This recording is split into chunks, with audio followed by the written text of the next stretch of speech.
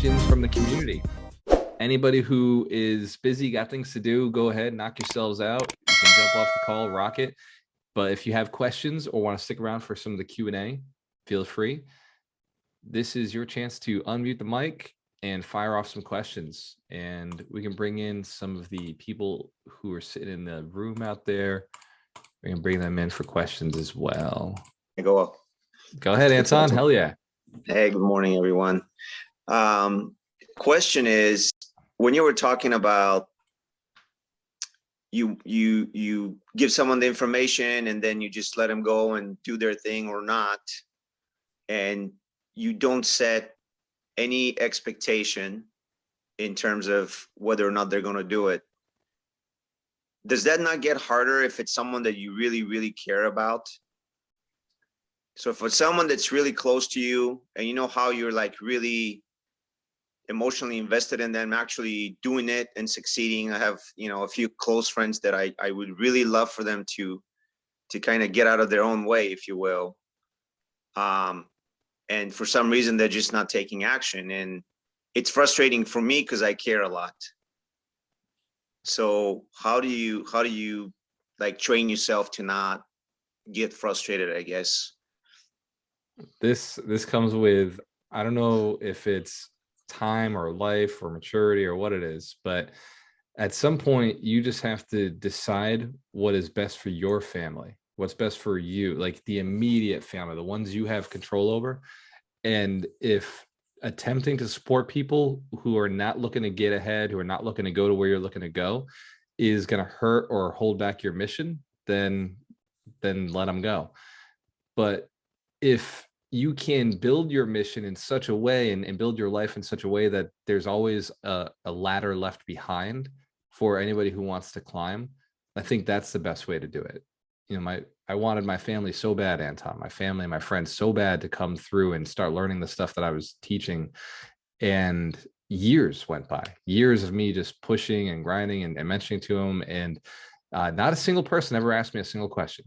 It wasn't until I started the mentorship and I started offering the service to other people that I actually brought my cousin through. I brought both of my brothers through. And it wasn't until I was like selling it and offering it to other people that my family actually came through and ended up taking the mentorship, and it started to take action. My brother bought $1.5 million deal for $1 million. So Anton, like, just leave the rope back there, but don't wait for him. Right. Yeah. Well, sense? Yeah, it does. And I've heard that story, and if I can follow up. So yeah. So what about family then? What if it is someone that's actually close to you? How was that for you going for years without them trying to grab the rope or climb the ladder? And then, what, like, they could have gotten the education for free, but then all of a sudden you have like a mastermind that people pay money for, and then that's when they decide that, oh well, maybe we should start listening to him now. I mean, you're the same guy, I mean, it's crazy, right? I mean, even family doesn't listen to you when you give it to them for free, but then once you start charging money, it's like all of a sudden, it's something valuable. Say a lot of similar things, but along with that, I mean, you schooled me on that, because you know me, I love like literally giving away everything and over delivering. And you're like, dude, the reason you're getting no traction is because you're giving everything away. There's no value to it. But, to touch on a lot of what Anton's talking about, those struggles, I've gone through that too. Like, you want to literally grab this person, just shake them. I'm like, why do you not, like, come on, like, I'm trying to help you, help me to help you. Right. Like Jerry Maguire. But in the end, I mean, to use a bunch of cliches, when the student is ready, the teacher appears, and like, you can lead a horse to water, but you can't make it, you can't make it drink. Like, all those things are true. And that is your answer. Like, there's no specific answer. Like, it makes all the sense in the world to you. And you're like, why are you not? But you can only control what, your life and what you control, right? Like, that person has to make that decision. And why does it work like that? Who knows? Mysteries of the universe. But yes, like you said, once you're established, you have this credibility, and you're charging with something, then a family member might look at you and be like, holy crap, all right, like, yeah, dude, like, teach me this. And you get frustrated because you're like, I was trying to teach you 5 years ago, right? Let it go, because it goes back to they weren't ready. They weren't ready for it. They weren't ready for it, like case in point, you use Walter as an example. He wasn't ready for Dorina 5 years ago. He was ready about a year or two ago, right? So you just, when the person's ready. So don't force it. All you can do is just do your thing, lead by example, throw the seeds out there, and eventually they're going to jump on board or they're not. You know what I mean? And I always say, like, help those that are willing to help themselves. So you wait for that moment, and when the student is ready, the teacher appears. It's awesome. Awesome advice, Mitch. Mike, go ahead. I see you, brother. And Doug said something in the chat. He said, love your family and choose your peers. It's powerful. Yeah, I also look at myself and things that I did not adopt when people told me them the first time. Like, for example, I'm vegan, and I was told about being vegan a year before I went vegan by a friend of mine. And I just sort of dismissed it as, oh yeah, that's some crazy shit. and so it's just like Mitch said, when you're ready, so maybe when your family members are ready, then they'll jump on the train. But yeah, so we only do things when we're ready. I knew about real estate 30 years ago, and I didn't do that either. So jump on when you're ready. Let's give Mike Shine, Mitch Jorsky a round of applause. Go ahead, Doug. Yeah, just real quickly, and I see a couple other hands up. I don't know if they were adding or questions. The other thing, Heidi and I have a no coaching policy within our relationship. So essentially, the way we use that is we don't offer coaching unless it's asked for, because it starts creating stress and you could just say, to anyone who's having a challenge with a family member or friend or whatever, say, look, just to let you know, I'd be happy to share with you everything that I'm doing and get you on board. I'm not going to pressure you. I'm not going to offer anymore. I just want to let you know that anytime that you have a question, I'm here. And then drop it, so that they can then just see your success and then ask you. And then when they ask, now they're opening the door. I think oftentimes we are very loving and we want people to do well, and we see the challenge. We see what's going on. We're like, oh my gosh, I've been there, and I know how to change it all for you right now. I know if I were in your shoes, this is what I would do. And when we say that, sometimes that breaks rapport. There's a problem. It's what we're seeing now in even, almost any position, that if you don't agree with their position, they shut us down because they've got a different one and you must be wrong. So we just want to be an exemplar of possibility by being successful, by creating all these amazing opportunities, and then create an open space for people to ask. And that's where you love your family, and then choose the people we hang out with, choose the environment that holds us to a higher standard. Give Doug McGurk a round of applause. Thank Anton, you, it's a phenomenal question. I gotta throw my little piece on this. It's like, emotionally, just let go. 100% be like okay with you becoming successful, because part of the reason you want to go help is because you feel guilty for your success. And don't worry about it. Like, they're perfectly fine with their lives. If they wanted more, they would be doing the same thing you're doing. And that goes for everybody. Does that make sense? All right. Like, and maybe this is just me and my travel, but as I became more and more successful, and as like I was doubling my income every year, like I was blowing past the people I had admired and grown up with. And I remember I couldn't even talk about money around my family. Like, I'd be like a mouse, because I got so uncomfortable with listening to my uncles say they were making 60,000, and like they were bragging. They were like, yo, I'm making 60,000 this year. I got a company car. And me being like, oh man, like I just blew past 120, right? Like, and then next year they got a 5% raise and they're talking about it. I'm like, dude, I just made $250,000. Like, I'm not even, I'm making more than everybody in this circle right now. Like, in this conversation, I out earned everybody. Like, it became such a chip on my shoulder that I had a hard time even talking about money around my family. So I would say, emotionally disconnect from it entirely. It's your thing. It's your thing, right? Like, if your cousins, your brother, your sister, your aunt, your uncle are like, swimming really well. Like I don't get jealous of my brother and his ability to flip. Who saw him flip on stage at the event? You think that was a flip? You should see what this kid can do. That's his basic, right? That's what he does in front of people who've never seen him do stuff before. But like what he can move his body in just the most amazing, crazy ways, jump higher than I've ever seen anybody jump, like jump distances. Like I've seen him jump from building to building, like crazy stuff.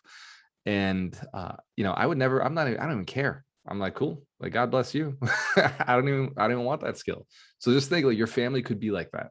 And that's like okay that you're learning this money skill and they have no desire to learn it. They're fine with the way they've been, right? I'm okay with walking the way I've always walked. My brother has to walk with style.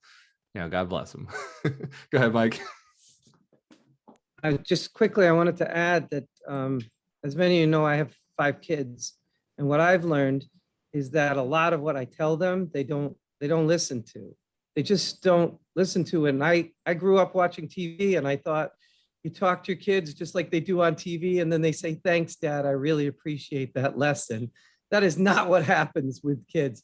But what I found is that they listen. They watch you and they follow what you do. So just keep creating the example. And at some point, it's so gratifying when that person, Anton, when they suddenly take something that you're doing. So it's not always about talking to people. It's sometimes just setting an example. Yeah. Awesome. I see 2 hands up. We got Jackson and Kevin Pereira. Go. Whoever unmutes first goes first. There you go, Kevin. Almost speed to action. Yeah, right. All gas, right? No break. So Darina brought it up today, right? It's obvious that we all know the difference between good habits and bad habits, right? So now, right, with making these changes, you start to implement and develop good habits, especially with the surroundings and the communities that we have, But again, I'm just trying to go a little deeper, like in almost like getting specific. So maybe even trying to reverse engineer or setting myself an attainable, a number to meet, right? That month, here I am, right? But are there any other, you try to separate yourself or try to accomplish certain little habits for good and bad habits? Are they both different types of little wins for bad habits and good habits, or are they kind of coincide with one another? I look at them both separately. Sometimes one habit will actually eliminate another habit entirely. Sometimes you could just change what you're doing during a certain time or a trigger, and you switch it with a different strategy, a different anchor or something. But then others are completely separate. So sometimes you evaluate all your negative habits, say, okay, these are bad. What could I replace them with is the effective strategy, because you're going to need a habit for that moment in time every time you come to that trigger or that anchor. So replacement is, you could either replace or you can just desire to put a new habit in place. But either way, some other habit will be suffering from any changes in an existing habit. And Kevin, knowing how active you are and what you're doing, there's a powerful keystone habit that I could have talked about. Maybe I should have talked about that. I know your situation in life, and this probably is same for everybody since I still work with it myself, is faith, gratitude for having already accomplished the task that you're setting yourself out to accomplishing. Having the gratitude, having that, just knowing that it's already yours. And because you are an action taker, you are a clear vision of what you want. And the step that is in between that is the level of gratitude and faith you have that you're capable of it, that you earned it, that you deserve it, that it's yours, that it's already in existence. Once you come to a clear space in your head with that, results happen instantaneously, almost immediately. So you're right there. And that one habit of taking time for gratitude and feeling blessed for having already accomplished what you said you would, and with eliminating the imposter syndrome that we all suffer, eliminating any kind of false beliefs or it has to be this certain way, just letting go of how it gets done and being 100% accepting that it is done already. That part of not believing reality that you see, but believing reality that you see up here. That's the keystone habit that I would add to everybody, but Kevin, because I know where you're at and where I was at, that's yours, man. That's your game. That's your play. Jackson, go ahead. Let's give Kevin Farrow a round of applause. He's crushing it. He is absolutely crushing it. You want to talk activity. You want to talk about speed. You want to talk about let's go. Like that. This guy is the embodiment of it. So he's right there. He's right there. Jackson, go ahead, brother. Thank you. Everybody, it was a really good 52 Wealth Whisper week, and I've really learned a lot. I wanted to thank everybody for it. The reason I have right now is the floor is I have a couple questions for everybody else. Who was at the 100 Millionaire Summit? All right, I see a couple. Now, who wish they were at the 100 Millionaire Summit? Okay. Yeah. Okay. All right. Well, it's all the action takers in the call. Everybody was there. Well, I'm pretty sure you had some family members or some friends that would probably benefit on being there if they had the chance to be there. So why don't we just go out straight for this and say, what happens if I to say that you could have a audio version of the event playing? Well, why don't we just go out straight for this and say, what happens if I to say that you could have a audio version of the event playing when you're, walking, sitting with your family members, having the chill time, hey, why don't you listen to this? Or have them read a little transcript or something like that. Well, let's say that somebody was able to provide you that. Would anybody find value in that? No? Yeah. Okay. We're getting better, Jackson. We're getting better. I like the way you went through the pitch. The only thing I'll say that hurt here is like, who knows that their family's probably not interested. Hence the camera, if you got family friends, is like, so tough sell, right? That particular element is a tough sell. But in this room, these guys are interested in just for themselves, because they know that as they develop themselves, they'll be able to help others, just through osmosis. Just once you have it in your head, it's hard not to say it. So Jackson, what is the easiest way to get in touch with you to get access to the transcription? Because my video team is working hard on finishing up Get the Deal. Get the Deal should be done. I got the confirmation we should be done around the end of November, end of this month. I'll be editing and making sure everything's right. So we're almost done with that one. And then the summit, we're talking maybe January, right? To get the videos and everything out. So the audio being done right now is really cool. Jackson, I'm absolutely impressed that you did it. I'm absolutely impressed that you got it. And the transcription's being done already. That's really cool, because we're like a month away. So let's give Jackson a round of applause. Jackson, drop in the chat. What's the easiest way to get in touch with you if somebody's looking for access to it? Well, they can call me. You could either text me or email me. I'm going to drop my email in the text of the chat, so make sure you keep an eye on that. But my number is 904-568-7919. I'll say that again, 904-568-7919. Just give me a simple text saying, hey, I'll get you down, I'll write you down, I'll send it to you as soon as it's finalized and complete. It should be done by this afternoon. So you guys be ready. I love it, man. I appreciate you, Jackson. Let's give Jackson a round of applause. It's a big asset to the community. Yeah, it's not that I don't have the audio. It's just that the audio file is so freaking big, and I'm not going to go chop it up and for just one thing. Like, our guys are building a manual. Our guys are doing the video. So the fact that Jackson has this done already, to me, I'm like, yes, absolutely. Get this out to people. If there are scripts that you heard, like the session that Doug did, I think is a huge, valuable session to listen to again. Terry put out a good session. Ryan McDermott, every one of the sessions, depends on what you're looking for. Every one of the sessions that was out there, I was a huge fan of mine on commitment and goal setting. So, I mean, I'm a huge fan of everything I said. I wouldn't have put them in the event, right? But I would strongly suggest that if it's something you seek value in, then yeah, get it for sure. And then coming soon, we've got our pimped out online version of the summit. Man, I'm excited. Like, I know I'm not supposed to do editing videos, but I have every intention of this weekend going in and editing some videos and making another clip. Who's already seen the clip I threw out on Facebook? Who's already seen this is like me walking out on stage, right?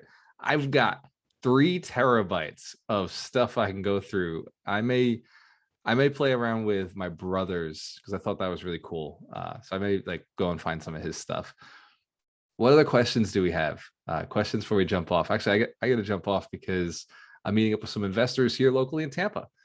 And if there are no questions or you can't think of anything right now, just shoot us a message. Shoot any one of the coaches a message. We're glad to answer the stuff that you guys got. We love you. We love supporting you. We love seeing your success. Let's give all the coaches a round of applause for showing up.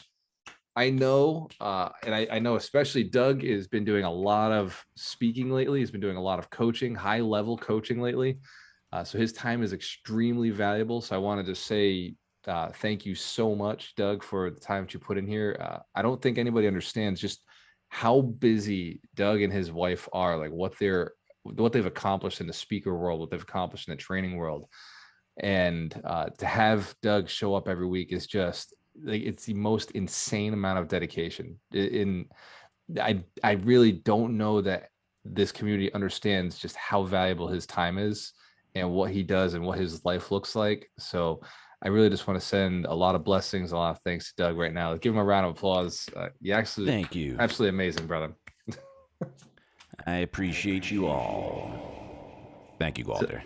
Of course, I appreciate it, man. I told you, like, I have very low very low expectations. So when I see something as fantastic as you showing up every week, I gotta say it. I appreciate it, man. It blows my mind.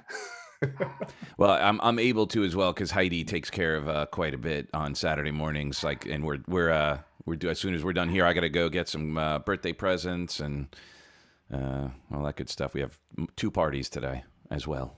We have a personal and you just life. Picked up a Tesla, so now you and Mike are Tesla twins, Tesla kings. Yeah. Hopefully next week, the Thursday, the charger comes. I just figured out how to register my car because apparently when I bought it, there was still supercharge time left on it. So I used it all up yesterday. I was like, oh, this is awesome. It's free. And then it was like, okay, this car is no more supercharging. And then I was like, I went in and I registered the car, so I'm good again. Back in the game for the superchargers. So ladies and gentlemen, you have a powerful week ahead. Mitch just dropped into the chat. Mitch, I think I dropped it on the Facebook Live as well. Dropped into the chat the link to the crypto call, the crypto event that's coming up. This is a once a year thing. Mitch will not be doing this again. If he does, I will be absolutely blown away by that. And blessed, feeling thankful and blessed. But we are thinking a much larger crypto summit sometime middle of next year. But again, man, like Mitch said, he's like, put me first, like be the first workshop because people need crypto now. They need it yesterday. Me and Mike and Mitch have all been making money in crypto. All the coaches, everybody who's invested in crypto have been making money from our investments. So get in as soon as you possibly can with knowledge, not speculation. I say it so carefully, like, please do not invest if you do not understand, right? Please do not invest in things you don't get or grasp, but learn from Mitch, understand it, and make intelligent investment decisions. Just know that there are opportunities every day that are passing by that people are missing out on. So if you are wondering where's the next money-making opportunity, they're everywhere. They're absolutely everywhere, and it takes intelligent investing to be successful in that. Hence the camp, if you commit to invest intelligently, get the knowledge, get the information. All right, excellent. That's all I ask. No willy-nilly, I bought Shiba coin today. All right, if I get one of those texts, you're getting a virtual smack. Awesome. I love each one of you guys. I got to jump off. Text me with any questions. I will see you on the next call. Cheers to your success. When you have a choice, always work with the best. Work with the best. Have a powerful week. Go take some action and do a Facebook Live. If you're afraid of Facebook Live, do a Facebook Live. If you're confident with Facebook Live, do a Facebook Live. If you've never done a Facebook Live, do a Facebook Live. Talk about this wealth principle or one of the Keystone Habits or one of the commitments you're making, because accountability, letting other people know, is going to force you to do it. And like we were talking about with Anton, this could be that line, that ladder that you're putting out to your friends and family that brings them into your world. So definitely go and take the time to do a Facebook Live. And yes, let's give Solomon a round of applause. That is one of my favorite backgrounds. I love that mural on the wall. Absolutely. That's just one way to do it. Just one way to do it, guys. It's very easy to make $1 million. Cheers to your success. We'll see you on the next call.